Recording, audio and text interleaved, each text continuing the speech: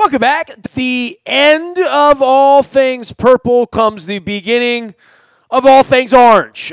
From what I understand, you still can't buy a ticket, even though opening day is in March this year, although April 4th, against the New York Yankees. I don't know why we get together and talk baseball. I can almost assure you, and they will not make this promise over at the flagship at 105.7 where they lie about everything else, but I will be talking less baseball this year because I think less people are going to be interested in baseball this year. But this guy is not, I am not, we are not. We are here to serve, educate, try to bring some intelligent discourse to a place where there's been so little of that over the last quarter of a century. I welcome on my dear friend Alan McCallum for the 20th year, fourth, third, fifth, sixth. The first year was 95, so this would be the 24th coming up. Fifth, if you count it the years. All right, right, 25th. Oh, wow. Is that silver, 25th, 25 silver anniversary? It's depressing is what it is, Ness. It's depressing. No, it's not. It's 25 great years of a friendship with you and I longing for normalcy and ownership, longing for a man of, your skin color and mine to have, media credentials at Oriole games and be allowed to ask questions and, maybe buy a ticket or something like that in January for games that are played in April. I don't know when normalcy is going to happen, but I do know this, Alan. Billy Joel's going to be here on my mom's 100th birthday, kicking off Camden Yards. So, thank God for little green apples is all I can say. And they are going to have a season this year, and you and I are going to talk about it. I don't know what to say. It's the beginning of the year, and I'm going to just let you say whatever it is you want to say because I haven't had you on since they hired a manager, and most people in town don't even know his name, let alone what he looks like. Brandon Hyde. I mean, I know what I know his name and I know what he looks like. I won't tell you that I knew it extremely well before he came to Baltimore. But look, I mean, if you're looking for this team to be in the World Series in 2019, you're playing a video game. If you're excited about the process, and frankly, that's what you have to be excited for right now if you're an Orioles fan, then they've certainly done all the right things. Is Mike Elias the right general manager? That story hasn't been written. Is Brandon Hyde the right manager? Obviously, that story hasn't been written. He doesn't even have a staff yet, a complete staff yet. But if you were to say, go out and find the framework or the resumes for the people you want bringing the Orioles organization into the future, well, they have the right guys. I mean, there's no question about that.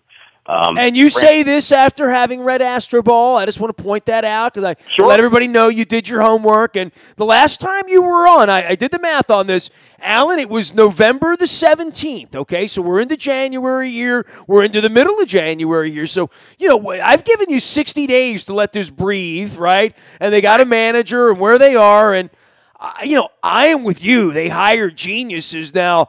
How this plays out and how quickly things happen and whether they ever happen, because I still think that, this isn't it's absolutely going to happen. It's this is the way they're going to go about it, and it worked in Houston, and we'll see what it represents against the Yankees and the Red Sox and the rest of the field that has since maybe sort of caught up over the last decade. But Astro Ball is a hell of a chunky little weekend, isn't it, huh? Yeah, it was a good read. Look, Sigmael is clearly a genius. Is Mike Elias? I don't know that. He's clearly a good baseball man who did the work to get the job that he has now. Is Brandon Hyde a genius? I would probably guess no, but he's a good baseball man who did all the work from running a farm system to being a bench coach to doing basically every job you can have in baseball to get to the point where you're a manager of a Major League Baseball team. I'll be honest. I mean, if it were just Sigmael, from what I know about him, I would be afraid because, as we've established through conversation over the last few years, while I'm certainly more old school baseball than dyed in the wool sabermetrics. That said, I completely understand that sabermetrics are completely a part of today's baseball. And that it is impossible to succeed. Well, not impossible, but it is incredibly hard to succeed in today's baseball without having some element of sabermetrics in your organization. The Orioles did a lot of magic, quite frankly, over most of the last 6 years. The team that was on the field that went to 3 playoffs, they did it because they played great defense, and they had a really strong bullpen, and they had just enough starting pitching to sort of keep them in the game to get them to the bullpen, and they hit a lot of home runs. I mean, that was the I was going to say you save that part for that's when I think of this era. I mean, and they did have some good defensive teams, and they did have really nice bullpens, and they did have some starting pitching. I'll think mostly about the home runs. Right. Well, I mean, and that's how they did it. I mean, it's not a hard formula. It's not a hard thing to figure out. But was it sustainable? Well, obviously not. I mean, they had some young talent. Manny Machado, obviously. I think Jonathan Scope, even going off of a down year for him, is still a nice talent, and they could have built around those guys. But as they were about to get expensive, this team got bad quickly, and it made sense to do what they did. But we talked about this. I mean, one of the things about Dan Duquette that I found to be an issue is that as a general manager, your job is to build talent on the major league level, but to also continue to mine the resources for your minor league system. And I don't think he did a strong enough job with that. Hopefully Mike Elias will. And as the team that they had on the field got older, there were no pieces to replace J.J. Hardy. There were no pieces to replace Nick Markakis.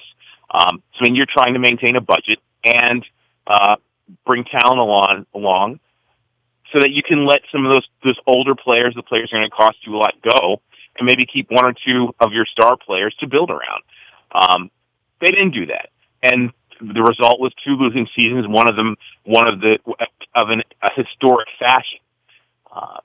So they have there is a way to do it, but clearly the way the game is now, sabermetrics, analytics is an integral part of the game. And look, the thing about it is that if you read Astro Ball, the general manager in Houston learned that while you have those pieces, there is something to be said for scouts. There is something to be said for using your gut. There is something to be said for instinct and the human factor. And that needs to happen. And I'm certainly hopeful that Mike Elias learned that lesson so that it's not just the numbers, because you will miss things about people and what needs to happen if you're only going with the numbers. Having a healthy mixture of the two is I believe, the way going forward that good organizations are going to be able to do things. And we certainly hope the Orioles will learn those lessons and take them to heart as they go about rebuilding an organization that hasn't been, they used to say the Orioles were the best damn team in baseball. And even in the years when they were good, they certainly weren't. That was about the organization. That was about top to bottom. That was about Earl and Cal Sr. and all the people at the lower minor leagues that were fostering talent. It wasn't just about a world champion caliber team they were putting on the field every day at the major league level. So as they go about rebuilding that within the organization from top to bottom, you certainly hope those are the kinds of lessons that they're going to learn from, adapt with, and build as the analytic side of the sport, and all sports for that matter, continue to become integral and bring light to a new version of the sport we love. Alan McCallum is here. We are less than 90 days away from opening day, less than 30 days away from pitchers and catchers reporting. Everybody's moving earlier, playing earlier into March, global warming factoring in, no doubt. Camden Yards opening day will be Thursday, April the 4th. The Birds will be 6 games into the campaign after beginning the season at Yankee Stadium on March the 28th. Alan, I sit here and I've done this for a living professionally, for the better part of 3 decades now. I've never seen a lower point for human interest. And I mean, I'm at an accelerant event where there's 400 business people who all live somewhere within the Beltway, and that the Orioles are there trying to pimp tickets that aren't even on sale. And if the new manager had been on stage, I don't know that 15 people in the room would know him if he were mingling in the crowd, Sure. And I don't know what that means and where the queue is and what the empty seats for the Ravens mean and the Lamar to Flacco. I mean, the Ravens are having an identity crisis. Our city's having an identity crisis. Baseball's having the country's, all of that. And then the Orioles are having this on top of that in the middle of the city where they don't even put their tickets on sale ahead of time. And you can't even buy a ticket right now, nor might you want to. But if you wanted to, I don't know what to say, but I don't even know who's on the team. You know what I mean? Like, I'm trying to figure out what Cashner kind of thing's going to happen on opening day. And then there's the problem on top of it, Major League Baseball and the collusion that has clearly gone on here over the last 2 years is sort of, becoming something we're talking about now that we're getting closer to pitchers and catchers reporting and nobody's signing deals. It's a really weird, awkward time, I think, for everyone, but especially if you're just a fan trying to show up at FanFest and realizing there's no line you want to stand in because you don't know any of the players. Look, I mean, this is what we talked about, right? I mean, you're right. I mean, it's hard to go out and say, I know who's going to be on the team. I mean, I can tell you who's on the roster for the most part right now. But are Cobb and Cashner going to be there on opening day? I don't know. They might get traded. I think it's safe to bet that, Trey Mancini, Cedric Mullins, these are the kinds of players that you will see going into it. Beyond that, Jonathan VR is a guy that could be traded. Dylan Bundy could be traded, although I think he's more likely to be an Oriole. So I mean, there are a lot of guys. Unless you're young and inexpensive, there's certainly a chance that you're going to get traded at this point. And I think the Orioles have been too busy putting their organization together to really make player moves at the major league level because they did start late, but. At this point, I mean, the formula is to lose for a couple of years anyway, right? I mean, what they have right now sort of lends to that. Again, if you're a fan and you're only focused on a team that's going to win the World Series right now, the next couple of years are going to be disappointing. I mean, there's no question about that. If this were 1999, after the Orioles had a nice run at the end of the decade, and it was clear that they were going into a down period, little what we know would be 14 losing seasons, and you don't see young players so much as the retreads that come through the league and end up in the Orioles organization, then yeah, there's nothing to be excited about. But I mean, if you believe that they're hiring good people for the organization, for running the front office, and that whatever talent there was in the Orioles minor leagues, and there is some, and that they have a chance to make an impact over the next couple of years, not necessarily in winning 90 games, but establishing themselves as major leaguers so that you can figure out what you need to augment that, then it's an exciting time. I mean, no. Do people know who Brandon Hyde is or what he looks like? Maybe not. But does that really matter? I mean, there are 15 managers, maybe 20. That 20 is probably too high, or names of guys that have been managers that if you riddled them off to people they know and might even know their faces. But are those guys the right people for this task right now? I think realistic Orioles fans know where they are, where the team is. And young people with vitality and energy and something to prove. And look, Hyde has a ring, Elias has a ring, Maidal has a ring. They've been a part of winning organizations not once but twice at this point. And Brandon Hyde has won recently with the Cubs. But there's something different about, the onus is on you. This is your project. You're the captain of the ship. This is where you get to put your name in light so that maybe someone will write a book about you one day where you're not just... He's waited a long time for this opportunity, from his days in Yale and as a failed player and a guy who is literally a baseball lifer. He was an old school scout, like not just an analytics nerd, a legitimate old school scout that did it the old way. Absolutely. And I think I respect the road that all of these men have traveled to get here. Um, they could have stayed in Houston. I mean, they not only did they win, but they proved their process was right. And if you read the book Astroball, even after they won, they went. Midal goes to the minor leagues for a year to try to find a way to implement the ideas further and deeper into the organization. What are the best practices? I mean, even after winning, they were still invested in making it better. That excites me. It excites me that they have something that they're still trying to I don't know, is perfect the right word? Maybe. That they're still trying to improve, that they're still trying to create, and they have found a place in Baltimore. And what better challenge is it, right? A team that's at its lowest point in a very long time, and arguably the toughest division because the kind of money and wherewithal that the Yankees and the Red Sox have on a regular basis.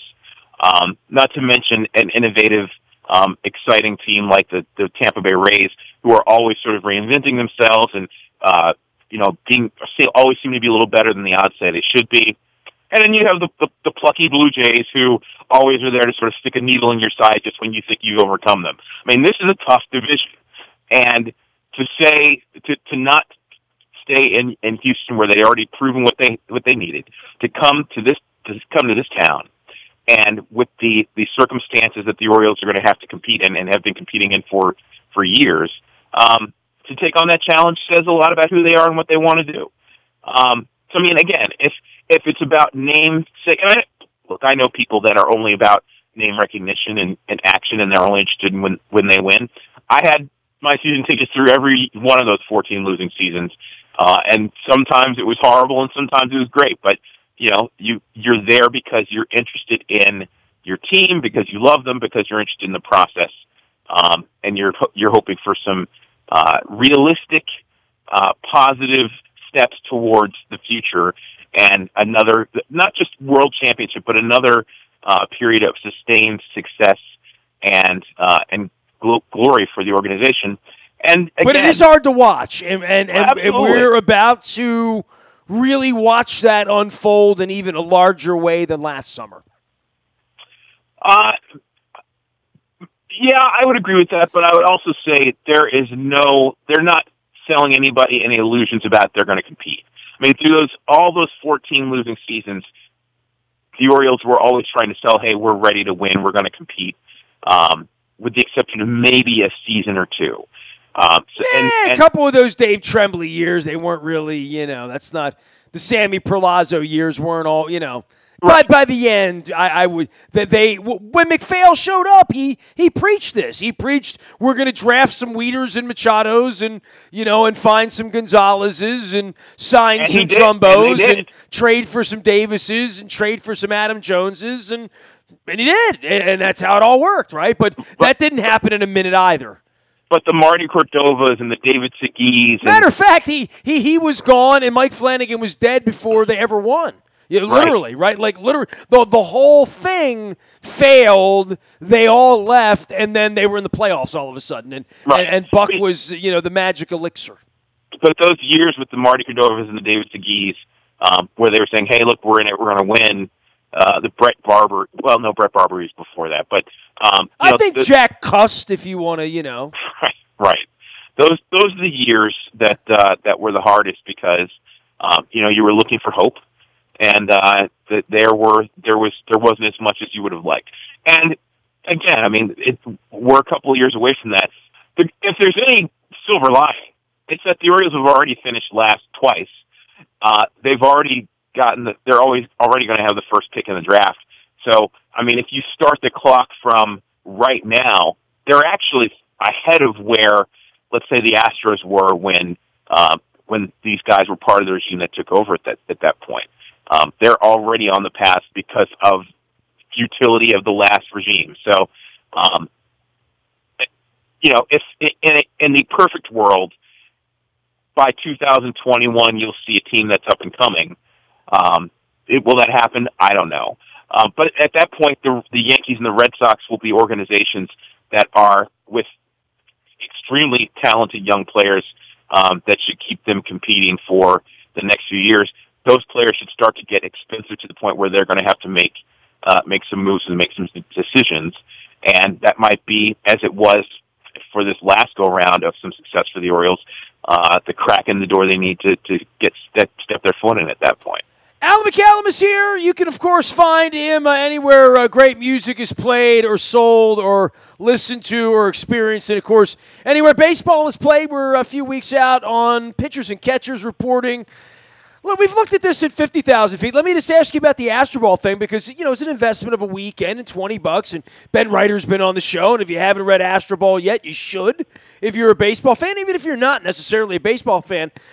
I had some takeaways, but I'm interested in your takeaways from it.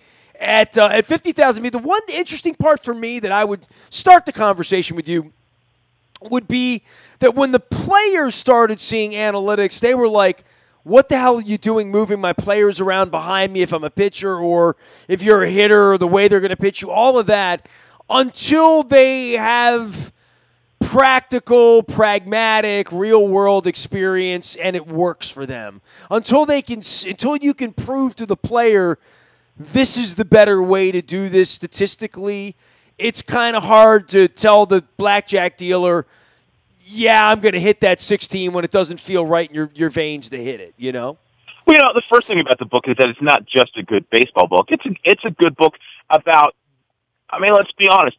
Human nature. Yeah, analytics are finding their way into everything in our world today, whether it's education, business practices, certainly in sports. So, they're everywhere. And whether you are of science or not, it's something you're going to have to deal with. So, right, human nature and where it fits in this new approach to how we conduct business, life, whatever, is a really useful thing. And I think they start off basically the book talking about Sigma because he's sort of the perfect person to walk into this concept with, because he is a rocket scientist. He does believe in these ideas. He does have the background, but had to, make his way through to find where it fit within everything else. And was a former blackjack dealer, on right. drunk nights in Lake Tahoe. And enjoyed studying the human condition in general. So, there's a marriage between these two things. I think that's what's great about the book. It fits in so many other aspects of society and life, and selling it to the players is this, right? If you're an athlete, and I'm not saying this to say that athletes are not intelligent, but the numbers are not necessarily the part that you're exposed to when you're learning the craft of fielding a ball, hitting a baseball with a bat, running the bases. These are not necessarily things that you would have been exposed to until the last 10 to 15 years. So the guys that are the firsts, whether it's Dallas Keuchel or J.D. Martinez, Carlos Correa, these are players that are hearing guys that, never were on a baseball field at any professional level, or maybe understand the game in a way that they never considered. Well, it's still a big brushback, in the off season amongst scouts and analytics people. Like, it is a big brewing old versus new, almost as much in our country, right versus left, right? Like, sure. It is the firestorm, and I don't know who's going to win the political argument here, whether it's progressive or conservative, but certainly in baseball, the progressive people are going to win that argument. The analytics are going to win the argument in baseball. They are now. Maybe not 10 years ago, but the game has changed to the degree that if you are not on board, you're out.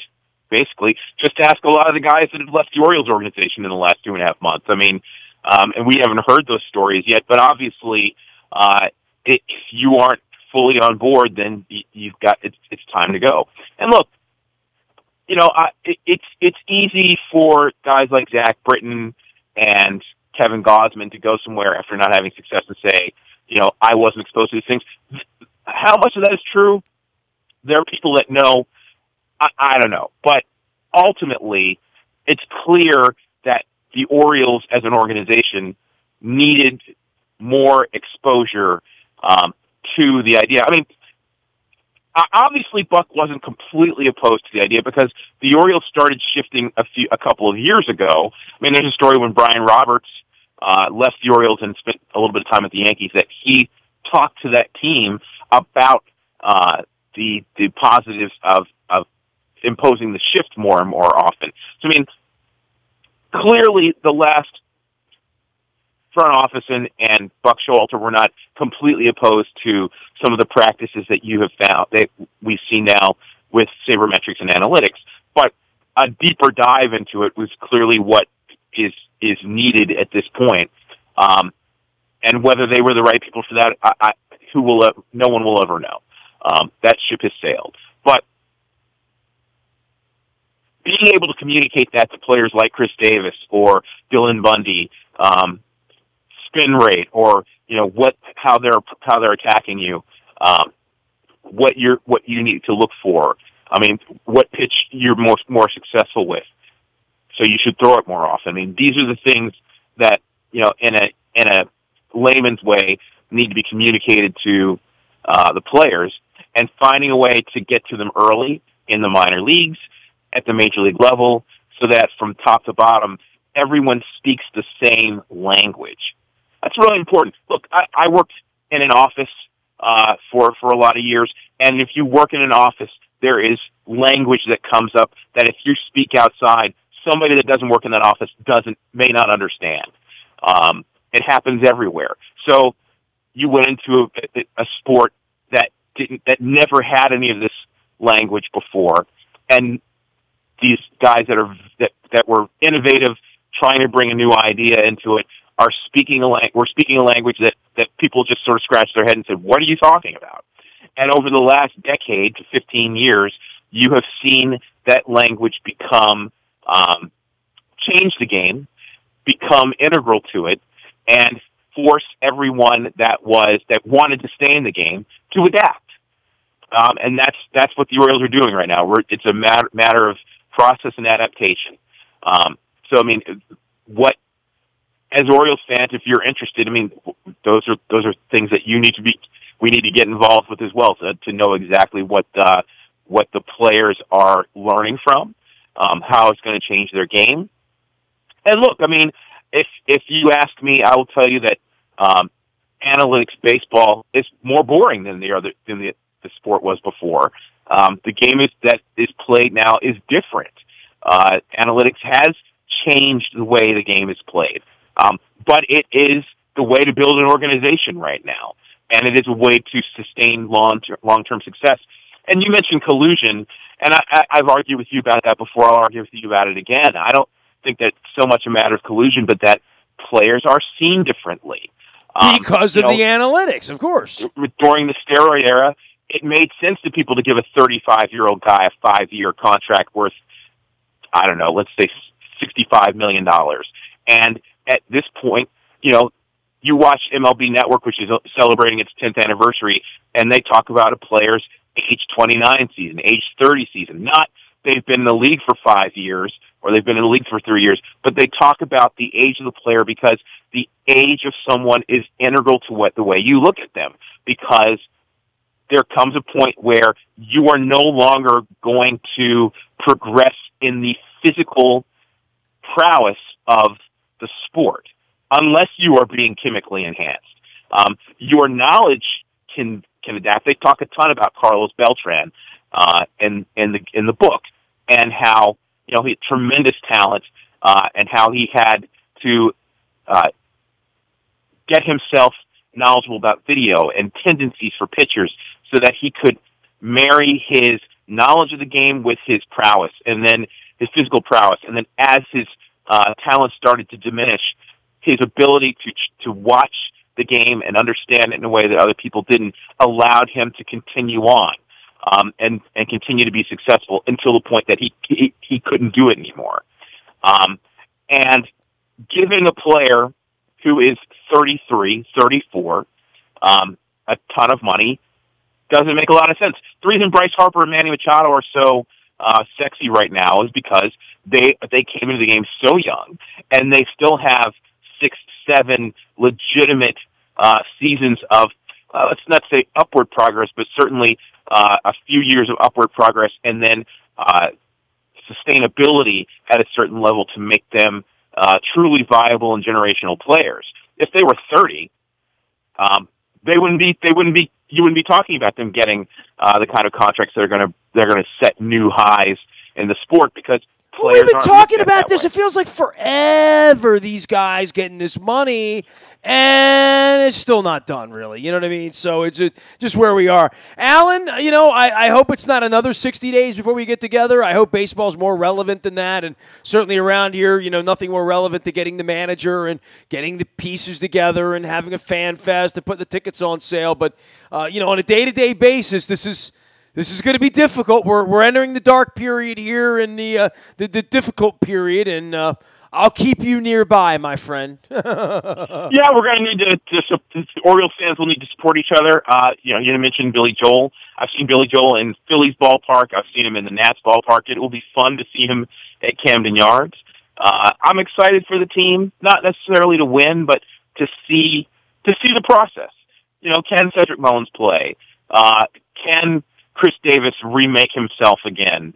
I'm not totally sold on that, but he's already signed, so why not try? I want to see Trey Mancini take a leadership role on this team and see him have another full year of success.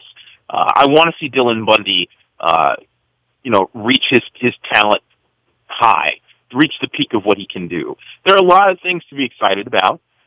Winning in the short term is not one of them.